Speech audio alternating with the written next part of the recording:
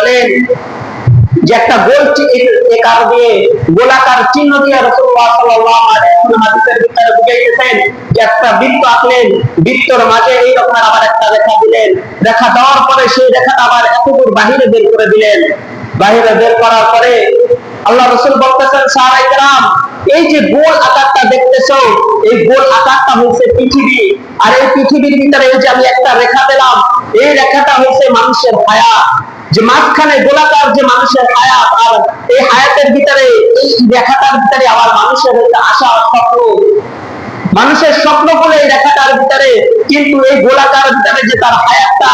যখনই এই গোলাকার পর্যন্ত এসে যায় তার হায়াতটা কমে যায়, সে মৃত্যুবরণ করে, দুনিয়ার স্বার্থ সমস্ত স্বার্থ সে ধ্বংস করে দেয়। আর যখন বাহিরের এই রেখা দেখতেছো বাহির হয়ে রয়েছে, বের হয়ে রয়েছে, এই রেখা হইল তার আশা, তার মৃত্যু হয়ে যায় কিন্তু তার আশা ব্যর্থ থেকে যায়, তার মৃত্যু হয়ে যায়, তার স্বপ্ন বাহিরে থেকে যায়, তার স্বপ্ন পূরণ হয় না। কারণ আমাদের মাঝে অনেক মানুষ চলে গেছে, আমাদের বন্ধু বান্ধব আমাদের মাঝে কত স্বপ্নের কথা বলেছে না, কিন্তু তার কি হয়ে গেছে, মৃত্যু হয়ে গেছে, কিন্তু তার স্বপ্নটা